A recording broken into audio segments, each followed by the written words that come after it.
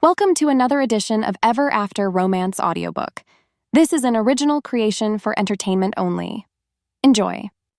Chapter 1. Rain poured down like a warning. Celia Hart clutched her coat tighter as thunder echoed through the alley behind the nightclub. Her heels clicked across the pavement fast and nervous. She shouldn't have taken that shortcut. Too dark, too quiet, too wrong. She turned a corner and ran straight into him. A tall man in black stood still like he'd been waiting. His suit was soaked, but his face, sharp jaw, cold gray eyes, lips like stone, showed no concern, only fire in his stare. "I'm sorry," Celia gasped, stepping back. "I didn't see." But her foot slipped, and in the panic she grabbed his lapels and kissed him. Just a brush of lips, a breath between strangers, a mistake wrapped in thunder. She yanked away, heart pounding. "I didn't mean to. I thought I was falling. The man didn't blink, didn't speak, just stared like he was watching something change. "You kissed me," he said finally. His voice was low like gravel and smoke. "It was an accident," Celia said, backing up. "I don't know you. Please, I'm leaving now." But he moved forward. Just one step. One slow, deliberate step that made the air around them tighten. "You don't know what you've done," he murmured. Then he turned and vanished into the shadows. Celia stood frozen, breath fogging, fingers trembling. She didn't wait to see where he went. She ran. Lucien DeMarco watched her from the rooftop, the rain blurring the edges of her figure. He hadn't been touched like that in years, not without fear, not without a deal behind it. That girl, she hadn't known who he was, which made her either foolish or the most dangerous thing of all, innocent. He didn't believe in accidents or fate, but something in that kiss, short, surprised and sweet, had flipped a switch inside him. He touched his lips, then curled his fingers into a fist. One kiss, one moment, one mistake. And now she was his. The next morning, Celia sat across from her father at the kitchen table. Detective Andrew Hart sipped his black coffee and read the morning report. "Another hit last night," he said. "DeMarco's men. They left nothing behind." Celia's stomach dropped. DeMarco. She'd heard the name whispered in fear, printed in bold letters across newspapers. The Mafia king of New York. Untouchable. Cold-blooded. Evil. And she had kissed him. By mistake. Her heart raced. Her mind screamed. But outside, birds sang like the world was still normal. It wasn't. Because someone had seen her, and someone wasn't going to forget. Chapter 2. Marked by the devil. Celia couldn't stop shaking. At her desk inside the Midtown Art Gallery, she tried to focus on the paperwork in front of her, but her mind kept going back to him. That alley. That kiss. Those eyes. Lucien DeMarco. She didn't say his name out loud. Even thinking it made her skin tingle and her stomach knot. It was ridiculous. She hadn't even known who he was until this morning, just a stranger in the rain. Or so she thought. Now her lips still remembered the shape of his. And worse, he had looked at her like he'd never forget. Ding. Her phone lit up. A new email, no subject, just a message. "I found you, kiss thief." Her blood ran cold. She scanned the gallery. Empty, except for her co-worker in the back. The lights above flickered. No, it can't be him. He doesn't know me. He wouldn't. But she had used her work ID to clock in. Her name, her location, her entire life was searchable, and he was Lucien DeMarco. Suddenly the front door opened with a soft chime. A man stepped inside. He wore all black, just like in the alley. His wet hair curled slightly at the ends, and those eyes, silver storms, locked straight on her. Celia stood so fast her chair squeaked. "You," she breathed. He didn't smile, didn't blink, just walked forward like a predator with no leash. "Nice place," Lucien said, his voice calm, too calm. "But it's missing something." She swallowed. What? He reached the counter, leaned close. You. Her heart slammed in her chest. Look, I said I was sorry. I didn't mean to. I don't care. He tapped the counter once, hard. You kissed me. That means something. No, it doesn't. It was a mistake, she said, panic rising. He tilted his head. Then why haven't you stopped thinking about it? Her mouth fell open. She couldn't lie. He could see right through her. Lucien leaned closer, his breath brushing her cheek like heat and danger. You woke something up in me, Celia Hart, he whispered. Her name on his lips made her knees weak. But she fought to stay grounded. How do you know my name? She asked. He smirked. I make it my business to know everything about people who touch me. Celia's breath caught. I didn't mean to, but you did.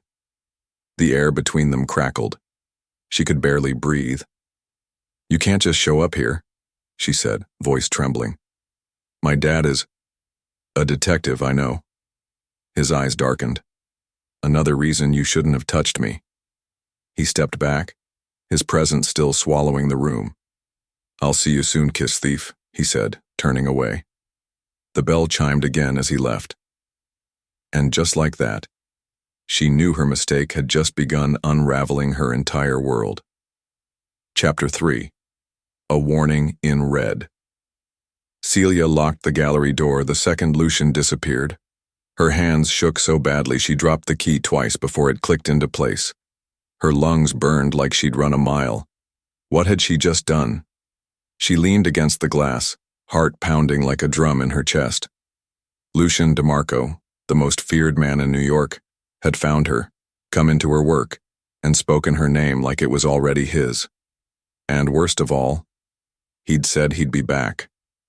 The city no longer felt safe. Later that evening, Celia arrived home to her father's silence. Detective Andrew Hart stood by the window watching the street like a hawk. His jaw was tense. His badge sat on the kitchen table next to a manila folder. Rough day? She asked, trying to sound normal. He didn't look at her. We lost another informant, another one too scared to talk. DeMarco's grip is getting tighter. Celia's stomach twisted. Be careful out there, her father added. If you ever see him, run. Her voice stuck in her throat. She nodded instead. Of course. She headed upstairs, her heart heavier than ever. That night Celia couldn't sleep. She tossed beneath her covers, haunted by Lucien's voice, the way he'd looked at her like a man who'd made a claim. Just after midnight, a knock echoed through the house. She froze. Another knock. Slow, soft, deliberate. She tiptoed to the window and peeked through the curtains. There, on the front step, was a small black box with a red ribbon. No one was in sight. She crept down the stairs and opened the door just enough to grab it. Her hands trembled as she lifted the lid.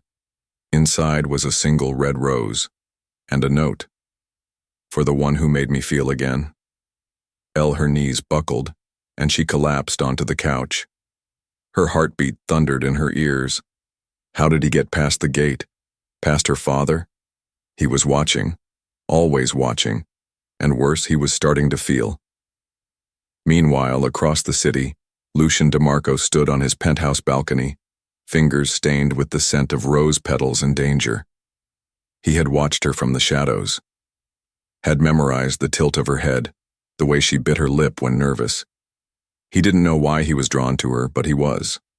And now, the devil had made his first move. She was no longer just a kiss.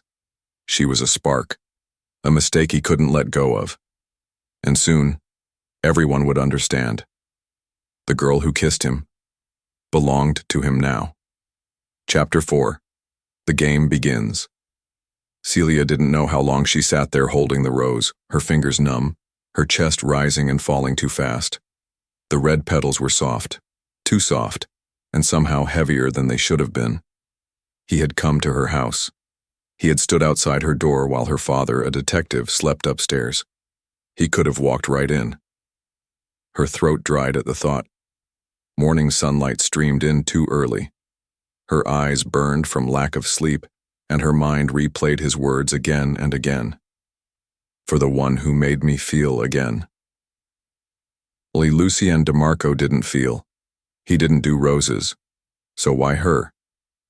She tucked the note deep into her drawer and went about her day like everything was normal. She brushed her hair, wore her favorite blue sweater, and told her father goodbye with a smile that didn't reach her eyes.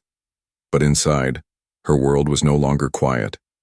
She got on the train, kept her head down, and clutched her bag to her chest. Then the hairs on her neck rose. She turned. A man in a black coat stood at the far end of the car, his face unreadable, eyes hidden beneath dark glasses. He wasn't Lucien, but he wasn't random either. She knew instinctively. He was watching her. She got off 2 stops early, heart pounding, steps quickening. The man didn't follow, but his presence clung to her like smoke. By the time she reached the gallery, her hands were shaking again. She pushed open the door and froze. There, in the center of the room, stood a white box, wrapped in a gold bow. No one else was around. Celia closed the door slowly behind her. She walked toward it, breath catching with every step. Inside was a dress, black silk, off the shoulder, her exact size. No note this time, just a card with a time. Tonight, 9 p.m., be ready. That was all. She stumbled back a step. Who was he? One kiss, one mistake, and now she was being swept into something she didn't understand. Celia clutched the fabric in her hand, soft as a whisper, deadly as a promise. She had 2 choices: stay home and wait for this to pass, or wear the dress and step into his world. Across the city, Lucien stood before a wall of security monitors, eyes fixed on her. She got the dress, his assistant said quietly. Lucien's jaw flexed. She's still afraid. And if she doesn't come tonight? Lucien's voice was cold. She will. He stared at the screen. She wants to know what happens next. He could feel it, curiosity pulsing just beneath her fear, and he would feed it. Carefully. Completely. Because this wasn't just a game anymore. This was obsession. Chapter 5. A dress for danger. The dress fit like it had been sewn onto her body by shadows and secrets. Celia stood in front of her full-length mirror, her fingers trembling as they brushed over the black silk. It clung to her like it had a mind of its own, dipping at the shoulders, cinching her waist and flowing like liquid down her legs. She looked older, wilder, like someone who belonged to danger. She didn't know who this version of her was, but Lucien did. The car arrived at exactly 8:45 p.m., black, sleek, and purring like a beast. No driver in sight, just a back door that opened with a soft click. Celia hesitated at the top of her apartment steps. Her father was out late on a case. If he saw her like this... She shook the thought away. He couldn't know. No one could. She stepped into the car. The door closed behind her with a hiss, swallowing her whole. The inside was dim, lit only by soft golden lights. Classical music drifted through the speakers. A bottle of champagne waited on ice. But there was no one else inside. Not yet. As the car moved, Celia pressed her fingers to her pulse. It was racing, wild, reckless. Her reflection in the window looked back at her, eyes wide, lips red, heart already unraveling. What was she doing? And yet, she didn't want to stop. When the car finally slowed, she expected a restaurant, a ballroom, some grand rooftop with stars above and candles below. She didn't expect a cathedral. The doors opened to a dark stone church, empty and echoing, with candles burning like fireflies all the way to the altar. She stepped out, the heels Lucien had included clicking softly on ancient marble. And then, she saw him. Lucien stood at the front, his black suit molded to him like sin. His tie was undone, his hair slightly tousled, as if he'd been fighting with his thoughts. But his eyes, those eyes, locked on hers like a bullet aimed straight at the heart. She swallowed hard. This isn't dinner. No, he said simply. This is a confession. Celia took a breath, shaky and sharp. Whose? Lucien stepped closer, each footfall louder than thunder in the quiet. Mine. He reached into his coat and pulled something out, a thin silver chain. Hanging from it was a charm, a tiny glass vial filled with red petals. Rose petals. Her throat tightened. You kissed me, he said, voice low and dark. You shouldn't have. I didn't know who you were, she whispered. But now you do. He took one step closer. And you still came. He stopped just in front of her. Why? The word was a dare, a demand, a wound. Celia didn't know how to answer, so she said the only thing she could. I don't know. Lucien's lips twitched. Good, he said softly. Then we're even. But his eyes said they weren't even close. Chapter 6. Let the game begin. The candles flickered like tiny hearts beating too fast. Lucien stood close, too close. Celia could smell him. Dark spice and something wild, something dangerous. The kind of scent that whispered trouble into her skin and made her want more. He didn't touch her. Not yet. But his voice. It curled around her like silk dipped in fire. You walked in here, he said, his eyes steady on hers. So don't pretend you want to walk away. Celia's breath caught. She should walk away. Every instinct screamed it. Every inch of her skin buzzed with alarm. Her father had warned her about men like this. Cold, controlling, deadly. But Lucien wasn't just danger. He was a storm she couldn't look away from. I didn't agree to anything, she said, trying to keep her voice steady. He smiled, slow and sharp. No, you just put on the dress, got in the car, stepped into my world. Celia felt the weight of those words. His world. Stone walls, locked doors, soft threats with hidden blades. Why me? She asked, heart hammering. Lucien moved at last, fingers brushing her hair from her shoulder. The touch was light, too light. It left sparks where it should have left fear. Because you don't know who you are yet, he said. But I do. She stared up at him. And who's that? His gaze lowered to her lips. Mine. One word. Just one. But it made her knees nearly give. She stepped back, breath shaky. You can't just own people. No, he agreed, stepping forward. But I can chase them. I can protect them. And I can destroy anything that tries to take them. Her back hit the edge of the altar. He leaned in, his hand resting beside her. So let me make this clear, Celia. This is no longer about a kiss.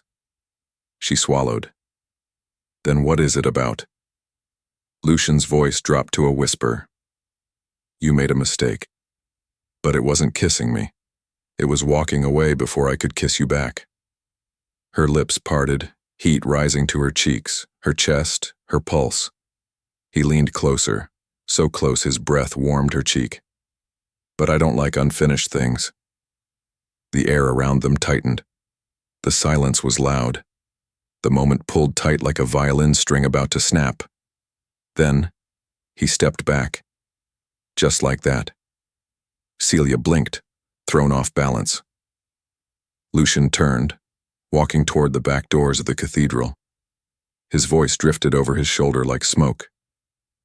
Come with me, if you want to play. She stood frozen. One step, and she'd fall, into something deep, something she couldn't crawl out of. But her feet moved. She followed, because part of her already belonged to the devil. And the game had only just begun. Chapter 7. The daughter of his enemy. The moon hung high, watching like a silent witness. Celia stepped into the mansion behind Lucien, heart pounding. The place was colder than she expected. Sleek marble floors, tall black doors, and sharp corners that whispered secrets. She shouldn't be here. And yet, she was. Lucien didn't turn to look at her as he walked down the hall. His long coat brushed his boots, every step echoing like a warning. You live like a king, she said softly, trying to keep her voice steady. He glanced back. I am a king, little dove, just not the kind they write fairy tales about. Celia's breath hitched. She looked away, not ready for the weight in his stare. Lucien stopped at a heavy oak door.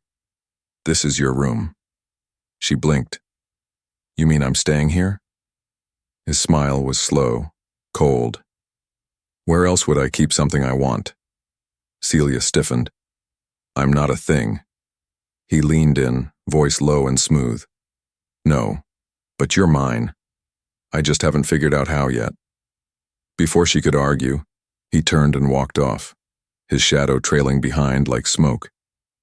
Celia stared at the door. Her fingers hesitated on the brass handle. Then she opened it. The room was too perfect. Pale blue walls, soft lighting, a 4-poster bed dressed in silver and white. A window opened to the moonlit garden beyond. It looked like safety, but it felt like a trap. She shut the door, the click echoing in her chest. She sat on the edge of the bed, mind racing. This is wrong, she told herself. But her heart whispered, then why does it feel right? She opened the drawer beside the bed, searching for her phone. It wasn't there.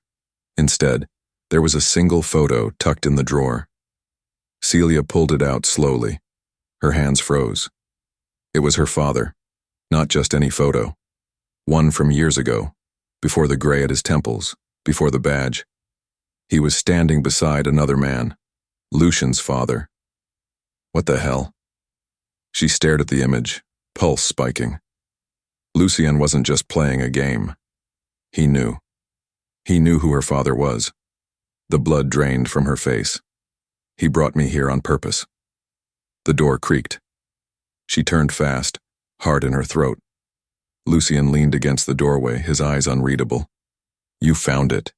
Celia stood, the photo shaking in her fingers. Why do you have this? His smile was like a knife. Because your father ruined mine. She backed up. You used me. Lucien stepped inside. No, Celia. I claimed you. Tears burned her eyes, but she didn't let them fall. I kissed a stranger, she whispered, and you turned it into a war. Lucien's gaze darkened. No, little dove. That kiss started something older than both of us.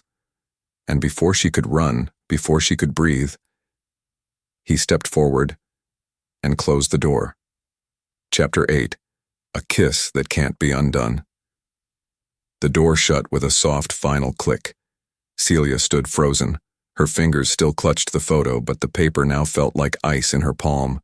Lucien's presence filled the room, calm, steady, and far too close. You planned this, she said, her voice trembling but her chin high. You knew who I was the whole time. Lucien didn't deny it. He walked toward her slowly, hands tucked into his pockets, his eyes never leaving hers. I did, he said softly. But that kiss, I didn't plan that. Celia backed up until her legs bumped the bed. She hated the way her knees trembled, hated the way her heart leapt just from hearing his voice. It was a mistake, she whispered. No, he said, stopping just inches away. It was fate. She laughed bitterly. Fate? You're the most dangerous man in this city. My father's been hunting you for years. Lucien's gaze turned colder, sharper, like ice cracking beneath a boot. He's been trying to destroy my family since before you were born, he said. Your father cost mine everything. Her heart sank. So what? I'm just payback. No, he said, stepping even closer. You're the one thing I didn't expect, the one thing I can't get out of my head. His hand lifted slowly, giving her every chance to pull away. But she didn't. His fingers brushed her jaw, then tucked a strand of hair behind her ear. His touch was careful, tender. You kissed me like you meant it, he murmured. Celia closed her eyes. That night came rushing back, the alley, the rain, the heat of his mouth on hers. She had kissed a stranger, but something about it had felt real even then. I didn't know who you were, she said. I didn't know anything. Lucien tilted his head. You knew enough to run. I should still be running. He leaned in, close enough that his breath warmed her lips. But you're not. The room pulsed with tension. Her heartbeat pounded in her ears. His eyes were so dark they looked like midnight. She couldn't read him, couldn't tell if he wanted to kiss her again, or break her. Maybe both. Lucien, she whispered, her voice barely there.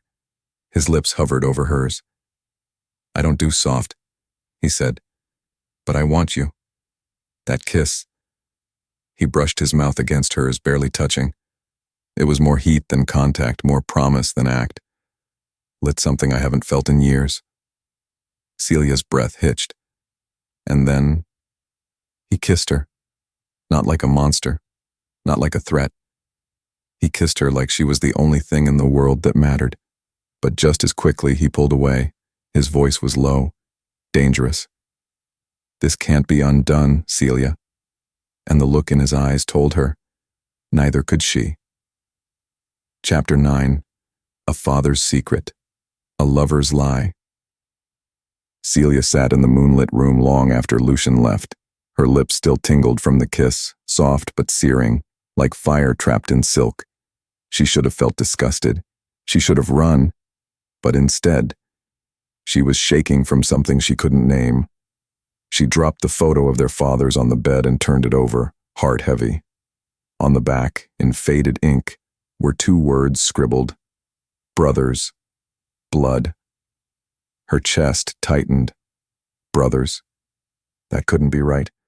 Her father never spoke of Lucien's family. He called them criminals, said they ruined lives. He never said they were close, never said family. The air in the room felt thick. She grabbed the photo, shoved it under the mattress, and paced.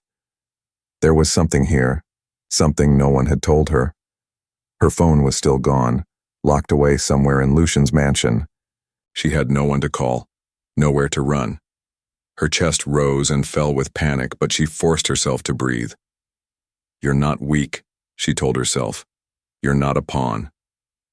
Footsteps echoed down the hall. Celia ran to the door, pressing her ear against it. Nothing. Then, a voice. I want it done tonight. If her father moves, I want to know. Lucien. She froze. His voice was like steel wrapped in velvet, low, smooth, but sharp enough to cut bone. She couldn't hear the other person, just Lucien's reply. No, don't touch her, ever. Silence. Then footsteps retreating.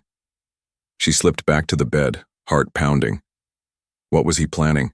Why was her father involved again? A sudden knock shattered the stillness. Celia jumped. Before she could answer, the door creaked open. Lucien stood there, coat off now, sleeves rolled to his elbows. He looked less like a monster and more like a man, with tired eyes and something unreadable behind them. He stepped inside. I need to ask you something, he said. Celia crossed her arms. So ask. Lucien hesitated. That alone shook her. What did your father tell you about my family? She blinked. That you were the enemy. That your father destroyed lives. That you were raised to take what you wanted. Lucien's jaw tightened. And did he ever mention that we were once friends? Celia's heart skipped. No, she whispered. I thought so. He walked toward her, slow and heavy. My father and yours were like brothers, he said, until greed poisoned everything. Celia swallowed hard. So what now? You're punishing me for his sins? Lucien stopped in front of her. No, I just don't know how to let go. Of your anger? He shook his head. Of you. She wanted to believe him. But how could she trust a man who wore lies like armor? Lucien reached out, brushing his fingers over her cheek. I won't hurt you, Celia. But the storm in his eyes said otherwise. And as the light flickered behind him, she realized her heart was already in danger, not from the Mafia, but from the man who held it. Chapter 10. A Dangerous Dinner with the Devil. The dining room was quiet, too quiet. A grand chandelier hung above the long table, casting golden light on silverware that sparkled like frost. Candles burned low. The smell of roasted lamb and red wine filled the air, but Celia couldn't taste a thing. She sat at one end of the table. Lucien sat at the other. 2 plates, 2 glasses, and a silence that crackled like lightning in the distance. He poured her wine, the liquid dark as blood. She didn't touch it. "You're not eating," Lucien said, cutting into his meat. "I'm not hungry," she replied, voice tight. His eyes flicked to hers. "You're angry." "No, I'm confused." She leaned forward, hands flat on the table. "You say you won't hurt me, but I'm still locked in this house like your prisoner." Lucien leaned back, fork poised. "You're not my prisoner. You're protected." "From what?" He didn't answer. "Lucien, I need the truth." His gaze darkened and something behind his eyes flickered. Pain, maybe, or regret. "You want the truth?" he said. "Your father once stood beside mine, but greed made him a liar. He betrayed us, me." Celia frowned. "That was before I was born. Why punish me for his sins?" "I'm not punishing you," Lucien said quietly. "I'm trying to keep you alive." She froze. "Alive? There are people in my world who wouldn't care who you are. All they'd see is leverage." Her stomach twisted. "Leverage against you? Or your father?" He stood, slowly walking to her side. "I can't let them find you." "So this is all about power?" she asked bitterly. "You want to keep me hidden so you can control the game?" Lucien stopped beside her, hands on the back of her chair. "At first, yes." "At first?" He looked down at her, voice softer now. "But then you kissed me, Celia. And nothing's been the same since." Her breath hitched. "That kiss was a mistake," she whispered, though her body still remembered it. "Maybe," he murmured. "But it's the only mistake I keep replaying."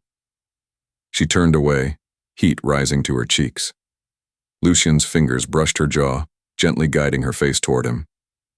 "I don't want to scare you," he said. "But I won't pretend this is simple." "It's not," she agreed, heart pounding. Their eyes locked. Something shifted. In that moment, she saw past the sharp suits, the hard stare, the danger. She saw a man fighting ghosts. A man who kissed like he'd waited years for something real. His thumb stroked her cheek, slow and reverent. But then, a door slammed down the hall. Lucien tensed. Celia's chair scraped as she stood. "What was that?"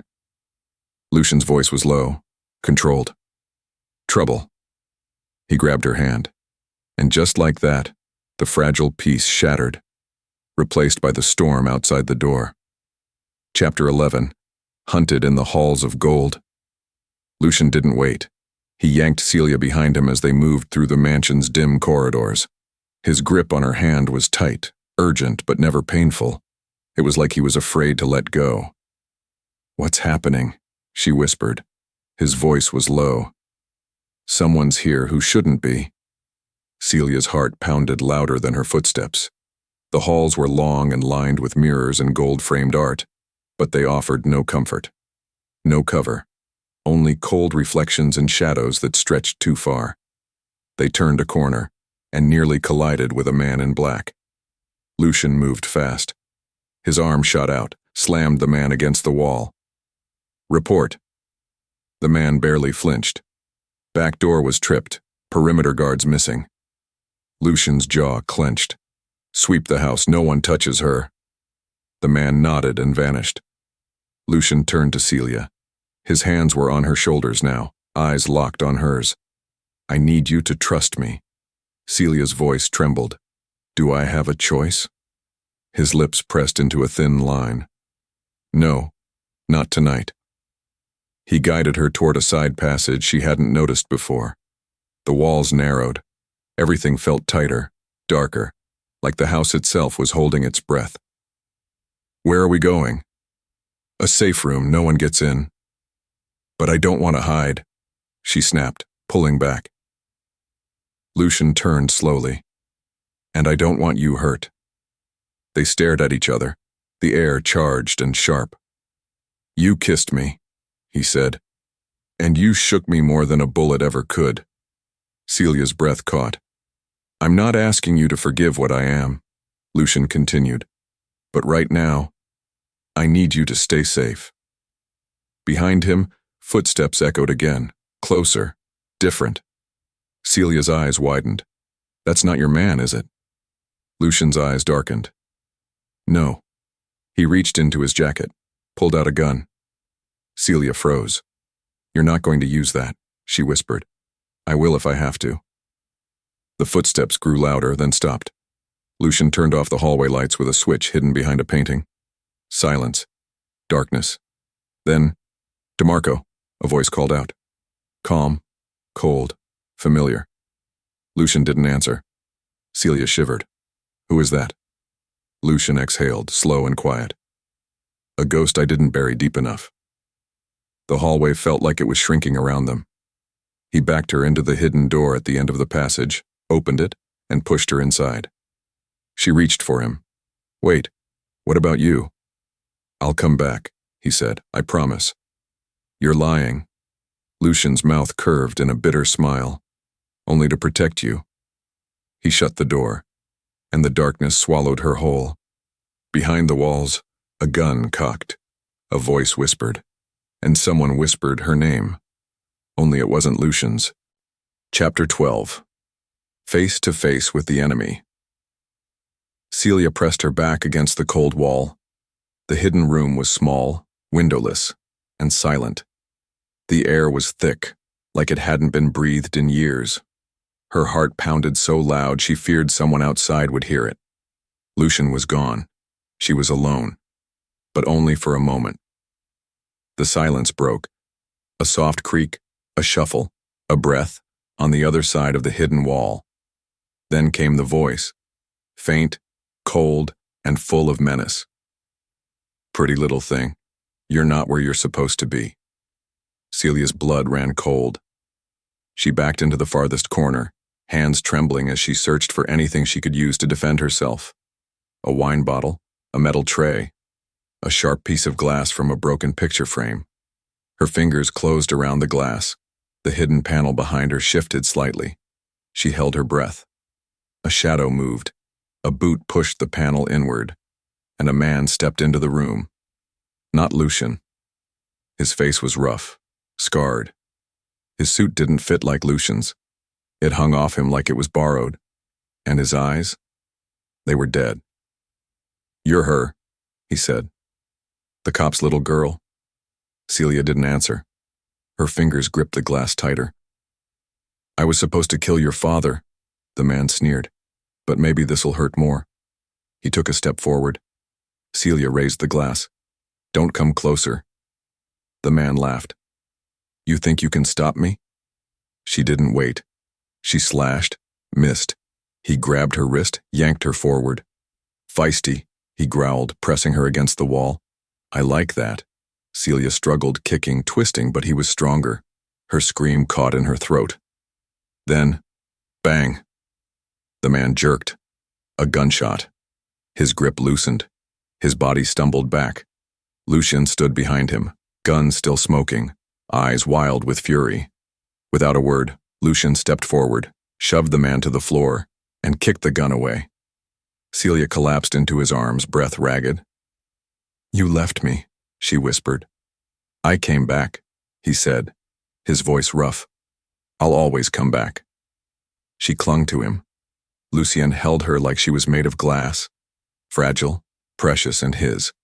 But the moment didn't last. Sirens wailed in the distance. Lucien cursed under his breath. We have to go. Is he dead? She asked. Lucien looked back at the man on the floor. No, but he will never touch you again. Celia stared at him. Why are they after me? Because you touched me, he said, and now they know I'd burn the world for you. He led her out of the hidden room, into the shadows again, This time she followed without question, but deep inside her heart, she knew the war between love and danger had only just begun. Chapter 13. The Cop's Daughter and the Devil's Son. Celia couldn't stop shaking. Lucien's car sped through the empty streets of New York. The night was cold, but his jacket wrapped around her shoulders held his warmth and his scent. It smelled like danger, like safety, like him. She leaned her head against the window, trying to calm her heart. How did he know where I was? Lucien's jaw tightened. His eyes stayed on the road. Someone talked? To who? To the ones who want me dead. His voice dropped low. And now they want you too. Celia turned toward him. Why? I'm just me. No, Lucien said, his voice sharp. You're not just anything. Her breath caught at the heat in his words. You kissed me once, he went on, and everything shifted. I stopped feeling cold. I started caring again. You woke something in me, Celia. She stared at him, heart thudding. I should have stayed away, he muttered. But I couldn't. And now? He shook his head, voice full of guilt. Now you're in my world. Silence stretched between them, heavy and raw.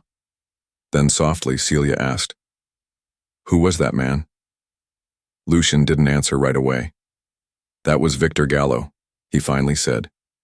He used to work for my father, until he crossed the wrong line. What line? Lucien's lips twisted. He trafficked girls, took one too many without permission. Celia's stomach twisted. Lucien continued, voice hard. My father ordered his execution. I pulled the trigger. I thought he was dead. But he survived, she whispered. And now he wants revenge. Lucien finished. He found you before I did tonight. That can't happen again. Celia stared at him. You've killed people? He glanced at her. You afraid of me now? She didn't look away. Should I be? Lucien's fingers tightened on the wheel. No, but you should be afraid of the men chasing me. They don't want your heart. They want your blood. Celia swallowed. Her father had warned her that the DeMarcos were poison, that Lucien had a list of crimes longer than the city's skyline, but nothing in her father's files had prepared her for the man beside her now. Dangerous, yes, but fiercely protective. Too protective. Lucien pulled into an underground garage and killed the engine. He turned toward her. We stay here for the night. I've already secured it. She hesitated. What about my dad? Lucien's eyes burned. He's looking for me. If he finds you with me, I lose you. So no contact, not yet. Celia's heart twisted. But tomorrow, Lucien said softly, brushing a strand of hair from her face. I'll show you everything. No more shadows. No more hiding. She met his gaze. I'm not ready, she whispered. Neither am I, he admitted. Then his lips hovered near hers. And just before he kissed her, he murmured, But I'll burn for you anyway. Chapter 14. Lies, Lullabies, and Locked Doors. Celia stood inside the penthouse, the door clicking shut behind her. Silk rugs, black marble, floor-to-ceiling windows that showed a dark city below. It was beautiful, and yet, it didn't feel like home. It felt like a cage dressed in gold. Lucien threw his jacket over a leather chair. This place is safe. You can sleep without fear. Celia didn't answer. Her mind spun with questions she didn't dare ask. Instead, she moved to the window and stared out. New York glittered, but her chest was heavy. Lucien walked up behind her. She could feel his presence like a storm behind her back. Talk to me, he said gently. What's going on in that head of yours? She turned to him, her voice quiet. My dad. He must be worried sick. Lucien didn't flinch. If he finds you here, it won't end well for either of us. Celia nodded slowly, her eyes shimmering. He told me to stay away from men like you. And I told myself to stay away from girls like you, Lucien murmured. Soft, good. with eyes that make devils kneel. She blinked fast, looking away. "Celia," he said, stepping closer, "I don't want to lie to you." "Then don't." Lucien looked down, then back up. "I've done terrible things, I've ended lives. I've built empires with blood and silence. But with you, I feel human." Her breath hitched. "You barely know me." "But my soul does," he said, voice rough. "You kissed me once and the world hasn't felt the same since." A shiver danced across her skin. "Still," she asked, "do you want me here because you care? Or because you're afraid of what'll happen if I leave?" Lucien didn't blink. "Both." The honesty in that single word made her chest ache. He stepped even closer. "You're not a game to me, Celia. You're my favorite mistake, the one I'll never regret." Her heart thudded. "But you're dangerous." "I know," he said, "and I'd rather keep you close than let this world eat you alive." Silence filled the room again. Celia glanced toward the hallway. "Where should I sleep?" Lucien gestured down the hall. "First room on the right. Door locks from the inside. I won't come in unless you ask." She took a step, then paused. "Lucien?" He looked up. "If I don't make it out of this alive," her voice trembled, "tell my father I tried to do the right thing." Lucien crossed the space in 2 strides and caught her hand. "You're going to live, Celia. And if I have to burn down this city to make that true, I will." Then he released her. She walked toward the hallway, her steps soft, the air thick with what had just passed between them. And as she closed the door behind her, her fingers trembling, she didn't lock it. Not tonight. Chapter 15. When the Devil Dreams of Her. Lucien sat on the edge of the couch, elbows on his knees, head in his hands. The city outside the windows didn't sleep, but tonight, he felt still. Celia was just down the hall, inches away. And yet, it felt like a lifetime. He had stared death in the face. He had stared down gun barrels, screamed orders over bloodied floors, and built power from fear. But now, he was scared of a girl with eyes too wide and a heart too soft. She saw him, not as a monster, not as the man everyone feared, just as Lucien. He stood and walked toward the bar, poured himself a drink, but halfway through he stopped, placed the glass down and leaned forward. There was no use drowning what he felt, because even when he closed his eyes she was there. He had known lust, possession, desire so sharp it could cut skin. But Celia, she was warmth. She was sunlight on cold marble floors. She was peace. And he didn't know how to hold that without breaking it. A sound. The soft creak of a door opening. Lucien turned.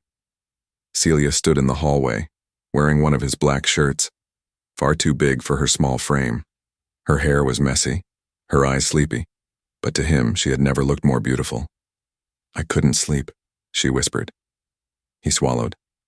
"Me neither." She stepped closer, her bare feet nearly silent on the rug. "Do you dream?" Lucien watched her. "Not often." "What about when you do?" He didn't look away. "They're always cold." Celia nodded. "Mine too, since Mom died." Silence. Then Lucien said, voice low, "But I think, if I let myself fall asleep tonight, I'd dream of you." Celia's breath caught. "That would scare me." "Why?" he asked, stepping closer. "Because it means I wouldn't want to wake up." Lucien froze. The silence between them wasn't empty. It was charged, like the pause before lightning strikes. Celia's fingers twisted at the hem of his shirt on her. "I don't know what we're doing." "Neither do I," Lucien confessed. "But it feels like it matters," she whispered. "It does." Their eyes locked. Neither moved. Until Lucien asked, voice quiet, "If I kissed you now, would you run?" She stepped even closer, just enough that the heat of him touched her skin. "I wouldn't even flinch." Lucien reached for her, slowly, like he was scared she'd vanish. His hand cupped her cheek, and when she leaned into his touch, he exhaled. Their lips met softly, not like before. Not wild, not rushed. This was different, slower, deeper, honest. And when they pulled apart, her fingers still holding his shirt, she said, "Promise me something. Anything." "When the world comes for us," she breathed. "Don't lie, just stay." Lucien nodded. "I'll stay." But even as he said it, the shadows outside thickened, because neither of them knew someone was already watching, and soon, the world would come crashing in. Chapter 16. Blood on the badge, fire in the heart. Detective James Rowe slammed the car door so hard it echoed down the street. His jaw clenched. His knuckles were white on the steering wheel as he gripped it. Celia, his only child, his little girl, gone. He'd torn the city apart, every alley, every street. Yet she'd vanished like smoke. No calls, no signs, only whispers. One name kept coming up, over and over. Lucien DeMarco, the devil himself. James had chased Lucien for years, couldn't pin anything solid, always one step behind. But now it was personal. He marched into his precinct office, barking, "I want eyes on every street near DeMarco's clubs and safe houses. Get me surveillance. Tap everything." A younger officer swallowed.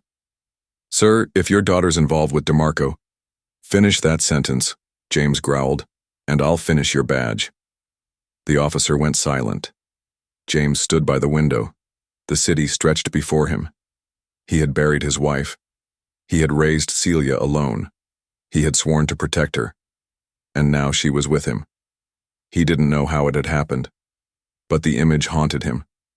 His sweet girl wrapped in the arms of a criminal. That couldn't stand. He pulled out his phone and hit a secure contact. A man's voice answered. "You ready?" James didn't hesitate. "I want everything we have on Lucien DeMarco. Past, present, blackmail, blood. Everything. You finally playing dirty?" James's voice was ice. "I'm done playing." Meanwhile, inside the penthouse, Lucien stood with his back against the door, eyes sharp. He'd heard something. A click. A shift in the air. He didn't trust silence. Not when it fell too heavy. He walked to the window and looked out. 2 cars parked across the street. Too long. Too still. They were watching. He turned away and found Celia standing near the couch, clutching his shirt tighter around her frame. "Lucien, what is it?" His voice was calm but edged with steel. "Your father's close." Her eyes widened. "How do you know?" "I feel it. He's not just hunting me now. He's coming for you." She moved toward him. "We can talk to him. If I explain—" "No," Lucien said firmly. "There's no explaining. Not with blood on the badge." She stepped back. "You think my father would hurt me?" Lucien's gaze softened, just for a second. "I think love can turn violent when fear gets louder." A pause. Then Celia said, "So what now?" Lucien stepped forward. His fingers brushed her cheek. "Now we fight fire with fire." Celia blinked. "What does that mean?" Lucien's voice dropped low, dark. "It means I'm going to drag your father into a game he can't win." And just as she opened her mouth to protest, gunshots cracked the air outside. Lucien moved fast, dragging her down behind the couch. The war had started, and love had just become the most dangerous weapon of all. Chapter 17.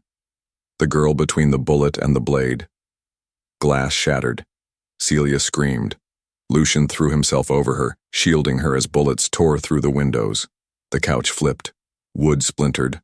Sirens wailed somewhere far away, but too far to help. Lucien pulled her up and ran. "Down the back stairs. Now!" She didn't argue. Her bare feet slapped the cold tile as they rushed into the hallway. Behind them, gunfire echoed like thunder. He led her through the shadows, every step calculated. He knew the layout better than anyone. He had designed this penthouse as a fortress. But tonight, even fortresses fell. In the stairwell, Lucien paused just long enough to draw his gun. "Stay behind me, no matter what." Celia grabbed his arm. "Who are they?" "Your father's message." His jaw was tight. "Or someone else who thinks I'm distracted." Her voice trembled. "Because of me?" He didn't answer. He didn't have to. They moved, floor after floor, breathing hard, the smell of smoke trailing behind them. When they hit the garage, Lucien unlocked a hidden door and led her to a matte black motorcycle. "Get on," he ordered. "But Now, Celia." She climbed on, wrapped her arms around him. Her fingers clutched his chest like she was holding on to life itself. They sped off into the night. The wind howled, lights blurred. But Celia wasn't thinking about speed or fear anymore. She was thinking about the way her body molded to his, the way her heart still beat wildly, not from danger, but from him. Lucien, the coldest, most dangerous man in New York, and the only one who had ever made her feel alive. They stopped miles away, in a warehouse near the river. Lucien helped her off the bike and pulled her into a dim-lit office. Celia stood in the middle of the room, her breath fogging the cold air. "Is this where we hide?" she asked. Lucien checked the windows. "For now." She crossed her arms. "I didn't sign up for this." He turned. "You kissed me first, remember?" "That was a mistake," she whispered. His eyes burned into hers. "Then why do you look like you want to do it again?" Celia's breath hitched. Because he was right. Everything about him was wrong, violent, brutal, but her heart had stopped listening to reason days ago. "I don't know what's real anymore," she said. "You, me, this." Lucien stepped closer, slowly, deliberately. "This is real, Celia. You feel it. I feel it." She shook her head. "But it's dangerous. I am dangerous. Their bodies almost touch now. But I'd die before I let anything happen to you," he said, voice low. "And what if you're the danger I need protection from?" she asked. He leaned in, lips brushing her ear. "Then run." But she didn't. She stayed. Because deep down, she didn't want to escape him, even if it destroyed them both. Chapter 18. Smoke, Secrets, and One Last Lie. Smoke curled through the warehouse rafters, faint but real. Somewhere nearby, something burned. Lucien didn't flinch, but Celia did. She stood by the window now, watching the empty street. Her arms were wrapped around her chest like a shield. Lucien was on the phone. His voice was low, sharp, full of unspoken orders. She couldn't hear the words, but she heard the tone. War. This wasn't just about her anymore. It was about power, pride, revenge, and love. Complicated, twisted love. Lucien hung up. "Your father has put out an APB on you. He's saying I kidnapped you." Her eyes widened. "That's not true." "He doesn't care about truth," Lucien said. "Only winning." Celia stepped toward him. "Then let's go to him. Let's tell him." Lucien grabbed her shoulders. Not hard, but firm. "Celia, if we walk in there together, he'll put a bullet in my head before you finish a sentence." "I can stop him," she whispered. "No," Lucien said. "You're the only thing he couldn't stop. That scares him. That's why he's doing this." Her heart thudded. "So what do we do?" Lucien's jaw ticked. "We need leverage." She looked confused. He opened a drawer and pulled out a slim black folder. "I didn't want to show you this." Inside were photos, documents, and her father's signature. "What is this?" she breathed. Lucien looked her straight in the eyes. "Your father cut a deal with the Rossi family. Years ago. He's not just chasing the Mafia. He's been working with them." Celia's mouth went dry. "That's not possible." "It is," Lucien said softly. "And I have proof." She stared at the photos. Money drops, recorded calls, dates. Her father, her hero. A lie. Suddenly everything inside her twisted. Why are you showing me this? She asked, her voice cracking. Lucian's gaze softened. Because if you stay with me, you deserve to know the truth. All of it. She closed her eyes. She wanted to scream, cry, run. But instead, she reached for him, and Lucien caught her, held her, like he'd never let her go. Their lips met, desperate and soft in the quiet between heartbreak and fire. But outside, tires screeched. Celia's breath caught. Lucian's head turned sharply. They found us. A second later, the front doors burst open. Men in black stormed the room, guns raised. Lucien pushed her behind him, but before the first shot fired, a voice shouted, "Stop!" Celia froze. It was her father, gun drawn, face pale, and his eyes? They weren't on Lucien. They were on her. Chapter 19. Choose him, lose me. Celia's father stepped into the smoky warehouse, gun steady in his grip. "Move away from my daughter," he ordered, voice cold as stone. Lucien didn't flinch, didn't move. He only stood there, between Celia and the army her father had brought. "No," Lucien said. Celia's heart slammed against her ribs. "Dad, don't do this." Detective Hart's eyes narrowed. "You don't know what you're doing. He's dangerous." "I know exactly what I'm doing," she replied, her voice shaking, but not with fear. With truth. "I love him." The silence that followed was sharp enough to cut. Her father's mouth twitched. "You think this is love? This is obsession? You've been brainwashed." "No," she said louder. "You lied to me my whole life." He didn't. Lucien glanced back at her, a flicker of emotion in his eyes. Then he turned to her father. "You sold your badge," Lucien said, stepping forward. "I have the proof. You made deals with the Rossi family. Dirty money, dirty power. You're no better than me." Detective Hart's jaw clenched. "Don't test me, DeMarco." "You already lost," Lucien said simply. "She knows." Celia's father looked at her, really looked at her, and for the first time, he looked afraid. Not of Lucien, of losing his daughter. "Come with me," he said, softer now. "We can make this go away. You'll be safe again." Celia's voice broke. Safe doesn't mean honest or happy. She took a step toward Lucien. Her father's hand shook. "Celia, if you choose him, you lose me." Lucien turned to her, eyes unreadable. "You don't have to choose. I'll walk away if it means keeping you whole." Her breath caught. His words. They weren't just love. They were sacrifice. And that was everything. Celia stepped forward, slowly, deliberately. She stood between the two men. Facing her father, she said, "I'll always love you, but I won't live a lie." Then, turning to Lucien, her voice softened, "And I won't walk away from what's real." The air felt heavy, waiting for something to snap. Then, her father lowered his gun, just like that, but he didn't look at Lucien. He only looked at her. "You're not a little girl anymore," he whispered, "but if he hurts you..." Lucien answered before she could. "If I ever do, put the bullet between my eyes yourself." And for once, there was respect between the devil and the detective. Sirens wailed in the distance. The backup was coming. Lucien took Celia's hand. "We have to go." She nodded, squeezing it tightly. "Let's go home." But as they turned, a single shot rang out behind them. Celia spun. Lucien gasped. Then, his knees hit the ground. Blood.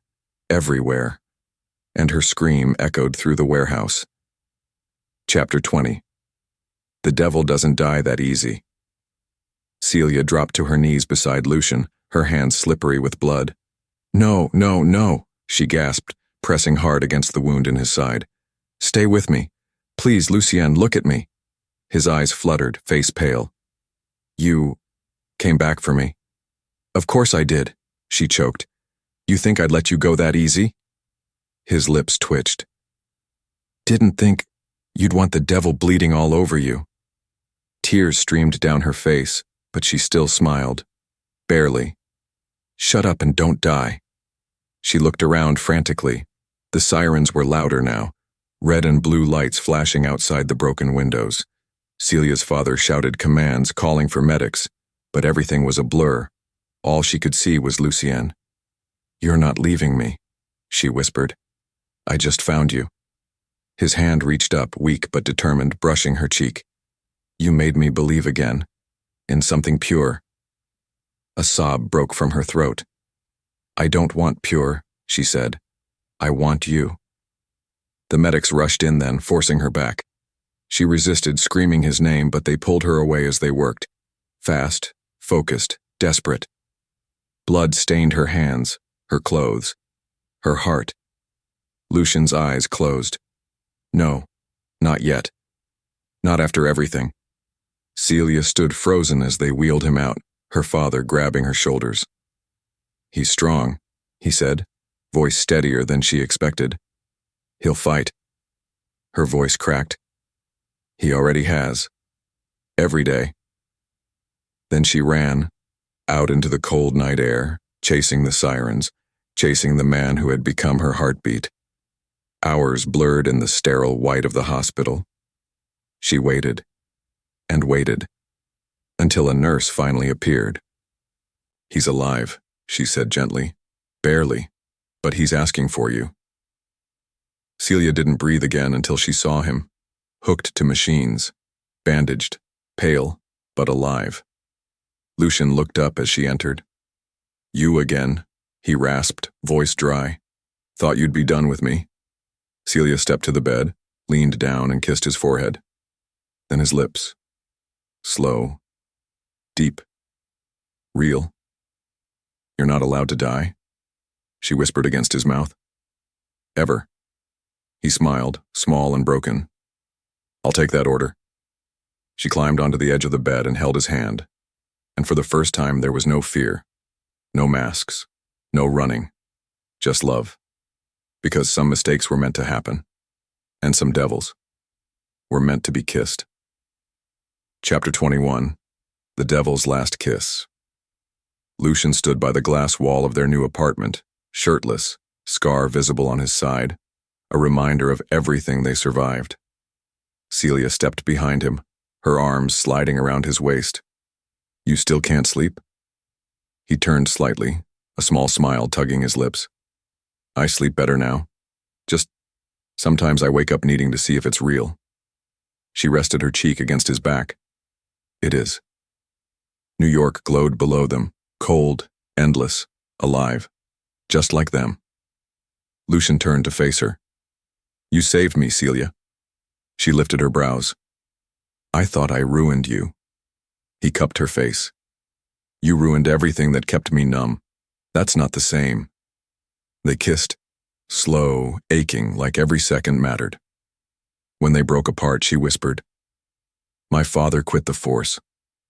"I know," Lucien said. "He sent me a bottle of scotch. I'm not sure if it's peace or poison." She laughed softly. "It's something." They stood like that for a long while. No secrets, no fear. Then Lucien stepped away, reached into his pocket and pulled out something small. A silver ring. Celia froze.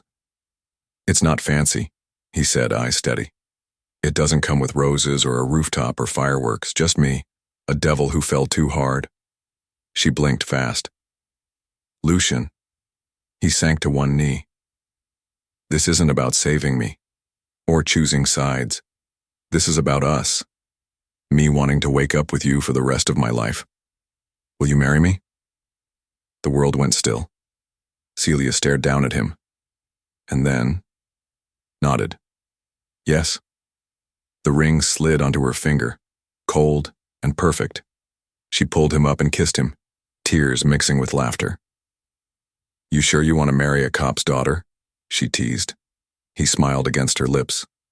"Only if she keeps kissing dangerous men in alleys." Celia touched the scar on his side.